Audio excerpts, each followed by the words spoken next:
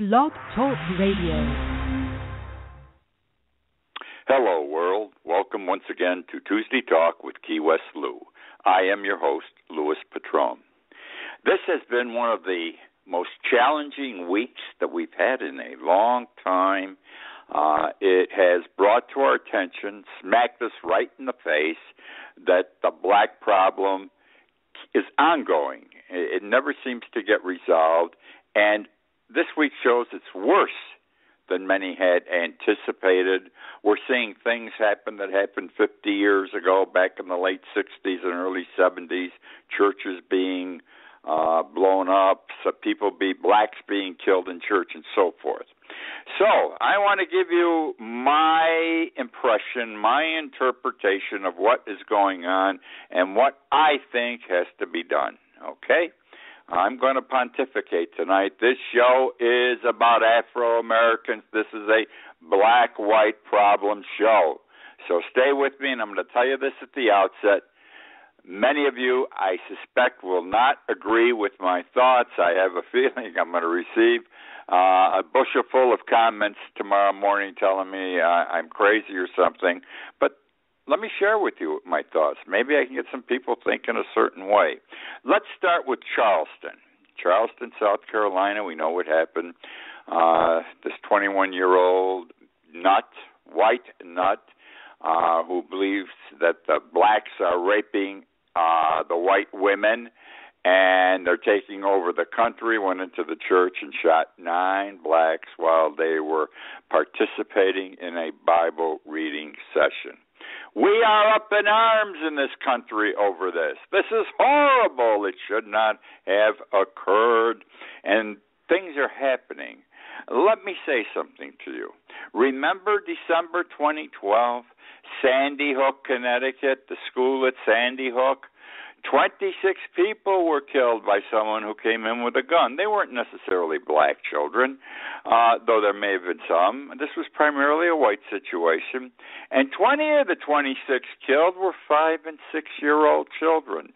My God, we were inflamed as a society.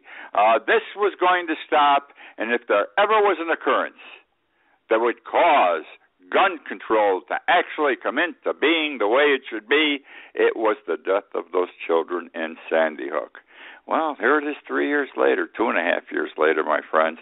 What's happened? Nothing. Okay, so let's get back to Charleston. The families went to church this week, a couple of days after the deaths and the shooting, and the mothers, the fathers, the sisters, the brothers, the aunts, the uncles, the cousins, what did they say? All of them. They said, I forgive you, regarding to this 21-year-old black nut. I forgive you, who killed members of their family. We forgive you. Well, I'm going to tell you something. It's a crock. Forgiveness doesn't work in this situation because, I'm going to tell you right now, it sounds terrific. I mean, all over this country, people are saying, my God, these Afro-Americans, they're so wonderful. They did the right thing. They didn't go out and burn and raid and steal and do anything else. They went to church and said, we forgive you, man. Well, you know what that's going to get them? We forgive you, man. That's going to get them nothing, because the white people who hate blacks, the bigots, the NRA, gun manufacturers, they're going to say, look, these people, look what a soft touch they are. They go, they say, oh, my God, we forgive you. We have nothing to worry about them. This thing will go on like Sandy Hook and die out in a couple of weeks, okay? So the issue confronting us is not Charleston alone. The issue confronting us is the fact that black people are being killed in droves today by white people. Look at the police officers who are killing blacks out there the last couple of years. The situation is not getting better. The situation is not remaining the same. It is getting worse. And this has to stop. We've been saying it for years. The gun situation, the black-white situation, it's got to stop. It's got to stop. But I'm going to tell you this right now. It ain't going to stop by forgiving. The good book, but I'm going to talk about the good book tonight a little bit. An eye for an eye and a tooth for a tooth. If that was not the way things are, we would not have laws that take murderers and give them the electric chair or the injection in the arm to kill them or put them in jail for life. We don't go out and say to a murderer, we forgive you, and let him walk away. That's garbage. We grab them, we punish them, in some instances we kill them, okay? And that's the way it is in this society. And I got to tell you, specifically and to the point where I can't buy this forgiveness thing, because you accomplish nothing. Those people are going to laugh in the face of these blacks who forgave, the haters out there. And I'll tell you why. I can't forgive. I could not forgive. I am not Jesus, okay? I cannot turn the other cheek, and I'm a Catholic. But in this situation, I'm sorry. I'm not Jesus. I'm not omnipotent. I am not God. I am nothing but his creation, a human being. And when Jesus was on the cross and he looked up to heaven and he says, Father, forgive them. They know not what they do. This was God talking to God. I'm not God. You're not God. And we're not required to turn the other cheek because I don't think it's going to accomplish anything. Okay? Now, here's what I think the black people should do. They should go out there and protest and demonstrate. They should fill up the streets. I don't agree there should be violence. They should not burn and loot. All right? They should not get into altercations with the police or with certain whites.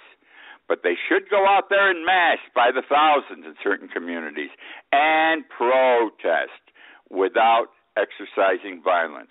Just like Muhammad Gandhi and his people did in India, and just like Martin Luther King and his people did back in the 60s. And what they should do is take, for example, the highways, and they should cut off traffic in certain areas. You got to make people understand this is important. Something's got to be done. Have black people and white people who support them lay down on these highways so cars, vehicles cannot move. Go to railroad stations, lie on the tracks, 500 or 1,000 people. The trains aren't going to come and run over you. These things must be done. Go to the halls of justice. Go to the public office buildings. Go to the state legislatures. Go to the Congress of the United States. Sit on the floors. Have sit-ins. Stay there 24 hours, 48 hours. If you get arrested, you get arrested. I mean, this isn't going to mark you for life, this kind of an arrest. Do that. Bring it to the public's attention. We are not screwing around. You can't just say, I forgive. You shouldn't say it at all. No, I want justice, and I want things changed. And this killing and this use of guns has to stop. And I think that's the way you make a point. That's all. Very simply. Now, remember, protest, demonstrate, no violence, Muhammad Gandhi, Martin Luther King, occupy again public buildings, public thoroughfares, very simple. And you've got to make the police aware, the NRA aware, gun manufacturers aware, and people who support the white movement and people who support guns, that we're not going to take it anymore. We're not going to stand for it anymore. And this is what we're going to do. And so a lot of people aren't going to work tomorrow because we're doing this, because we're going to block off the roads with our bodies and the railroad stations, and we're going to go into public buildings so they can't function that day and just lay on the floor. And in a very short time, governments are going to have to pay attention to this problem in a more serious fashion than they have been. Which brings me now to South Carolina and the Confederate flag. I thought since 1962, I'm getting old, my friends. I'm going to be 80, I think, in a week. I can remember in 1962 when the issue came up about flying the Confederate flag over the Capitol in South Carolina. They got away with it. I thought, this is terrible. This is terrible. This is the image. This portrays the Civil War, which was a time of hatred. We fought the Civil War, one of the reasons, to free the slaves. And here, the very emblem, the very sign of slavery is being flown on top of a state capitol building. Crazy. But the people supported it in South Carolina and some other states, and the flags flew. Well, that's an insult. If I were a black person, every time I saw that flag flying, I would hate it. It would make my blood boil, okay? The problem in our world is that these people are prejudiced, the ones that hate the blacks, okay, especially in the South. They're bigots. And one thing I've learned in life, a bigot doesn't know he's a bigot. It's interesting. Think about it. A bigot doesn't know he's a bigot. He thinks he's the most they think they are the most non-prejudicial people in the world. Oh, yes, non-prejudicial. They are blind to the fact that they are full of hatred and it's being emitted, okay? So the flag has to go. They said they were going to take it down in South Carolina. The governor wants it down. I admire this woman. I hope she runs for vice president on the Republican ticket, or whatever. I think she's a Republican. Maybe she's a Democrat. Whatever. This woman, she's got brass testicles. She's a minority candidate in her minority governor. She did the right thing right away. The flag has to go. So I thought today their legislature would get together in South Carolina or yesterday and get rid of the flag, because they have to vote. They voted to keep it up there. They got to vote to take it down. No, they didn't. What do they do today? They says, well, they had a vote, and they said, we're going to vote on that. We're going to debate the issue and then vote on it. When the hell are they going to do this? This thing may never happen. I think it may, because some other states are doing it automatically. A Walmart, who everybody seems to hate, that they've said no more. We're going to sell anything with the Confederate flag. And I feel bad for the people who believe in the South in the sense of it was their great grandfathers and their grandfathers that fought in the Civil War, and they should revere and remember the Confederate flag in the museum, not on top of a public building. The Confederate flag is yesterday's news. The Confederacy lost the war. And it should be part of our history, part of the Southern heritage, but in a museum, not outside on public buildings. So, excuse me, we're going to see what happens. Which brings me to a woman called Josephine Baker. My column in this week's Conch Life, and it hits the stands tomorrow, is titled America, Land of the Free. America, Land of the Free. I titled the column with tongue-in-cheek because I don't believe we are the land of the free. As long as there is inequality in this country, there is not freedom. As long as a certain group of people or groups of people are held back because of what they are or from whence they came, there is no equality. And the blacks were defecated on before the Civil War and have been defecated on since the Civil War. We passed all this legislation in the 60s, the Civil Rights Movement, where it was all going to stop. What happened? It's just as bad today as it was back then. Nothing happens. So it's got to stop, and it's a joke when we call ourselves the land of the free. We have to look in the mirror and say we are not the land of the free as long as there is inequality. This column I wrote, there's so many examples of inequality, black, white, in this country. There's got to be thousands of them. I picked on 3. Otherwise, I would have written a 1,000-page book instead of a short, maybe 700-800-word column. And I talked about a particular person and an incident that occurred before, during, and after World War I. Then I talked about another individual and her life. This is Josephine Baker, that happened before World War II, during the war, and afterwards. And which brought me to the third example, which was Charleston, which took me all of 3 lines to say nothing's changed. Okay? So let me tell you about Josephine Baker, because her story moves me, and I believe it will move you. She was born black, no question about it. She turned out to be one of the foremost spies during World War II on the side of the Free French. She became a big-time entertainer in France, known as the Black Pearl, the Bronze Venus, and the Creole Goddess. She was born in St. Louis, Missouri. Her father deserted her and her mother almost immediately. She was poor. I mean, she was poor. She was hungry all the time and dressed poorly. She grew up playing in her very young years in the railroad yards of the Union Station in St. Louis. And she said it was there that she developed her street smarts, living with the people, running around with the people in those yards, adults, kids, and everything else. At 8 years of age, she went to live in a white home with a white family as a domestic. She dropped out of school at 13. She was homeless. She dropped out of school at 13. She was homeless. Listen to this, my friends. She slept in cardboard shelters, and she scavenged food from garbage cans. You got it. She slept outside in a cardboard box, and her meals came from garbage cans. Sounds sort of familiar with our homeless today. At age 15, she was making pennies by dancing on St. Louis corners.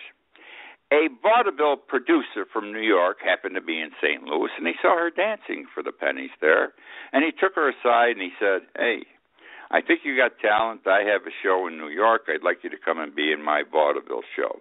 So she went, and they did this at 15. Think about the stories you know about actors and actresses. 14, 15 years old, they were living the adult life, okay? And they were on the stage. So he took her to Harlem, okay? And he put her in a chorus line. Now, you know what the chorus line was. Ladies wearing a little bit of nothing, and the feet go up, the hands go up, and they dance well, and they probably sing. In a vaudeville act, and vaudeville, by the way, is even before my time, in a vaudeville act, the last girl in the chorus, the last one off the stage, had to be a comedian also, because she would always screw up things and make the audience laugh. Every chorus line worked this way. The last lady, the last girl was a joke, and people liked her and laughed.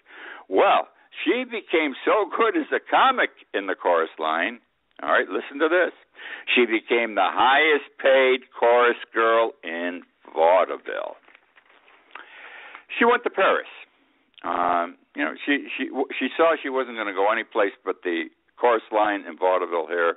Blacks were trampled upon, worse than they are today back then. So she went to Paris. She hit Paris in 1925. She became an instantaneous success. She worked in the nightclubs. She worked in the Folies Bergère.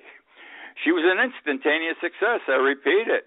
She did erotic dancing. She became the star of the show. What's erotic dancing? All she wore was a string of artificial bananas around her waist, topless. And they loved her. They loved her. It was an art form to them. Well, she became, as a result of her body, her dancing, her boobs hanging out, she became the most successful American entertainer in France at the time. Ernest Hemingway himself said, and I quote, "the most sensational woman anyone ever saw," unquote. Her friends, the people she ran with, had a drink with, maybe played cards with, sat down and passed the time of day with. Listen to this, who her immediate friends were, the people she hung out with. Hemingway, F. Scott Fitzgerald, Pablo Picasso, and Christian Dior. Has to speak to the quality and intelligence of the woman. You're known by the company you keep. She thought she should be better than just a dancer, an erotic dancer, and people used to tell her, "You got a voice, why don't you sing?" She thought her voice sucked, but she went and took singing lessons for a couple of years. And in the end, when she started singing, she was portrayed and described as a grand diva. That's how good her singing prowess was. Now, she's a big star in France. She's a big star in Paris. Everybody wants to know her. Everybody wants to be with her. Everyone wants to see her. She figured, let me go back to America now and do what I do here in France, I'll do in America. She came in 1935 back to the United States and left in 1936. Those years, that time in the United States was no time for a black woman. She was in the Ziegfeld Follies. She had a big part, and she wasn't going over. The people didn't like her in the audience, and she was replaced by Gypsy Rose Lee. At the time, Time magazine itself described her, and I quote, as a Negro wench. Time magazine, Negro wench. This whole thing disgusted her. She couldn't take it. She went back to France. Why the hell stay here? She was treated like a low-class individual. Blacks were not welcomed here, even though she had all this talent. No one wanted to see her, pay attention to her. I'm going back to Paris. She went back to Paris. In 1937, she married a Jewish Frenchman. I stress this religion because World War II is around the corner, and became a French citizen. Once she married, she had to renounce her American citizenship, and this she did with no problem. After the way she was treated, America was no longer her country. She adopted France as her country. Now comes World War II. This is terrific, what I'm sharing with you. Now comes World War II, and in 1939, France declared war on Germany. At that time, as we all know, Germany went into Poland. There was France and England had an agreement they would defend Poland if anyone invaded Poland. So France declared war on Germany. As soon as war was declared, the French military intelligence recruited Josephine Baker. They said, look, you're invited to all these parties. You're invited to embassy parties, office parties. The ministries have parties, the homes of foreign diplomats, okay? And it just so happened that the Japanese and the Italians were big in the social atmosphere of France at the time, and the Japanese and Italian embassies were also inviting her everywhere. And the French intelligence people said, hey, look, they talk. You can pick up little pieces of information, pass them on to us. It will help France. So she kept her ears open, she listened, and she reported back that which she heard. It was the next year when the Germans actually invaded France. She left Paris. She didn't leave France, but she left Paris, and she went to her chateau. She had a chateau, her home, in southern France, where she housed, during the war, many of de Gaulle's friends and Jewish people. And she was able to arrange for a lot of them visas to get out of the country. This she was doing while she's socializing with the German big shots, okay? Very interesting. She got away with it. She was able to do it. She was also able to move through Europe freely and through certain countries and places that were not in the war, like Portugal was neutral, and South American countries. What she did is she went through these places and these parties. She began acquiring. She also went to North Africa, by the way, and spent a lot of time there while the Germans were in control of North Africa. She went and she picked up information regarding German airfields, harbors, and troop concentrations. And she sent this information back to French intelligence again. And how did she do it? She did it two ways. One, with invisible ink on her music sheets. Interesting. The second way was by writing notes and pinning them on the inside of her underwear. Note that if she was caught doing any of this, taking this information and bringing it back to Free France, she was dead. Nevertheless, she did it for the entire war. With regard to the notes inside her underwear, she didn't think anyone would do a strip search of her, and she was right. She got away with it. All right, now let's talk about her civil rights activities, because she was a black woman, and she was pissed that she was not treated as an equal in her country. In France, there was no problem. While she was in France, she supported the American civil rights movement with money, etc., the civil rights movement of the 50s. In the early 50s, she went to New York with her husband, and she was turned down at 36 hotels in New York City because she was black. All right? This really irritated the hell out of her, and so she intentionally booked acts and made speeches in the southern United States because she wanted to aggravate the whites down there that a black woman would deign to go into their territory. She went to, she had a problem, Las Vegas. She was going to work in Las Vegas. They wanted her. Big deal. It was. At that time, though, Las Vegas was segregated. No blacks were hired to perform in Las Vegas shows. She said, no way, Jose. She raised holy hell, and she made Las Vegas open up to black entertainers. The Ku Klux Klan was so mad they buried her with telephone calls afterwards. In 1951, she was scheduled to do a one-night show in a Miami nightclub for $10,000. That's big money back then, 1951. That's more than $100,000 in today's money, maybe $500,000. I don't know. It's big dollars. The problem was the nightclub did not permit black patrons, no black customers, only white. When she found out, she says, up yours. She says, I'm going to entertain when you have black customers. I'll meet my contract. And she raised hell again. She got good publicity on all this stuff. And she forced the Miami nightclub to open up and accept black patrons, not only black customers for her show, but for all shows thereafter. The big battleground became the Stork Club in New York City, Sherman Bingsley's Stork Club in 1951. She was there as a guest. She went to see the show. They refused to serve her. She was told she had to leave. They refused to serve her. She made an issue out of it as she stormed out. In the room at the time was the great movie star Grace Kelly, who was a guest there to watch the show also. She and Josephine Baker had never met, but Kelly was so irritated by what she saw happen to this woman that she got out and walked out with her, and the two became friends for the rest of both of their lives. And it was at the end of her life when she was broke that Kelly took care of Josephine Baker. She was doing things for the colored people, so much so that in the early 50s, the NAACP gave her an award as Woman of the Year. 100,000 people showed up to observe the parade honoring her in Harlem that year. Now, something you maybe don't know, I didn't know till I started getting into this. 1963, Martin Luther King, the big show in Washington, all those thousands of people, and he's speaking about, civil rights, etc., and she was the only female on the stage. She was the only female speaker. She stood next to Martin Luther King the whole show. She wore her Free French uniform and the Legion of Honor that the French government gave her, equal to our Congressional Medal of Honor. And she also introduced Rosa Parks.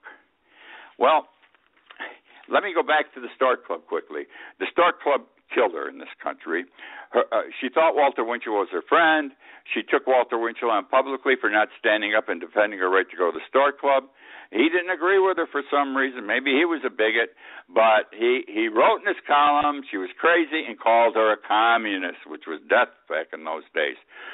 Immediately, the United States government terminated her work visa. Every show that she had scheduled in the United States was canceled. She had to return to France, okay? And it was 10 years before the United States let her back in. 10 years. Well, when they finally did let her back in, she was big. 1973 Carnegie Hall, standing room only. 1974, the Royal Performance at the Lincoln Palladium. And so it went. When she was older, she ran out of money. Everyone forgot her. And if it wasn't for Grace Kelly and her husband, this woman would have died in a poorhouse. Grace Kelly and her husband gave her 2 homes in Monaco to live in. These are the stories about black people. This is a story about a black woman, Josephine Baker. These are incidences that I think should be brought to our attention again. And all I'm doing is sharing with you what's gone on in the history of our country, and I don't think things are getting any better, even though we have a black president. I think the black president really aggravated things even more because the white people that hate blacks hate a black president. Be that as it may, that is my show for this week. It was a little bit different. So, I zeroed in on one issue and just tried to talk in general with certain specific areas about the black-white problem. We got to correct it, my friends. I don't know if we will, but we got to move on it. Thank you for joining me. I look forward to speaking with you again next week.